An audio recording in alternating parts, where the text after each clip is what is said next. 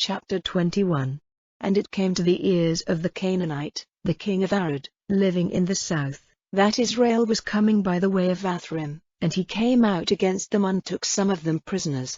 Then Israel made an oath to the Lord, and said, If you will give up this people into my hands, then I will send complete destruction on all their towns. And the Lord, in answer to the voice of Israel, gave the Canaanites up to them, and they put them and their towns completely to destruction, and that place was named Hormah. Then they went on from Mount Hor by the way to the Red Sea, going round the land of Edom, and the spirit of the people was overcome with weariness on the way.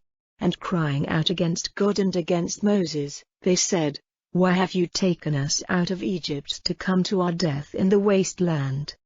For there is no bread and no water, and this poor bread is disgusting to us. Then the Lord sent poison snakes among the people, and their bites were a cause of death to the people of Israel. Then the people came to Moses and said, We have done wrong in crying out against the Lord and against you. Make prayer to the Lord to take away the snakes from us. So Moses made prayer for the people. And the Lord said to Moses, Make an image of a snake and put it on a rod, and anyone who has been wounded by the snakes, looking on it will be made well. So Moses made a snake of brass and put it on a rod, and anyone who had a snake bite, after looking on the snake of brass, was made well. Then the children of Israel went on and put up their tents in Oboth. And journeying on again from Oboth, they put up their tents in Abarim, in the waste land before Moab looking east. And moving on from there, they put up their tents in the valley of Sud.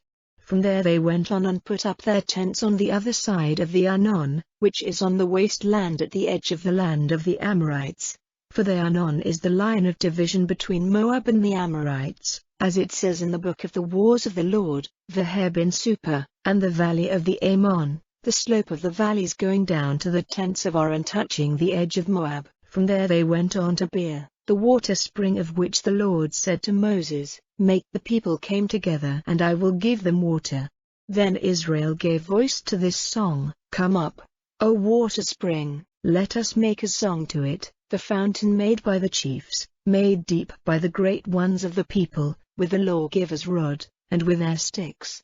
Then from the waste land they went on to Mattanah, and from Mattanah to Naaleel, and from Naaleel to Bamoth, and from Bamoth to the valley in the open country of Moab, and to the top of Pisgah looking over Jeshimon. And Israel sent men to Sihon, king of the Amorites, saying, Let me go through your land, we will not go into field or vine garden, or take the water of the springs, we will go by the highway till we have gone past the limits of your land.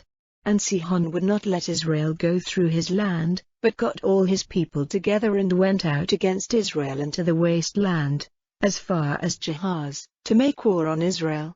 But Israel overcame him, and took all his land from the Arnon to the Jabbok, as far as the country of the children of Ammon. For the country of the children of Ammon was strongly armed. And Israel took all their towns, living in Heshbon and all the towns and small places of the Amorites. For Heshbon was the town of Sihon, king of the Amorites, who had made war against an earlier king of Moab and taken from him all his land as far as the Arnon. So the makers of wise sayings say, Come to Heshbon, building up the town of Sihon and making it strong, for a fire has gone out of Heshbon, a flame from the town of Sihon, for the destruction of Ar in Moab, and the lords of the high places of the Arnon. Sorrow is yours, O Moab.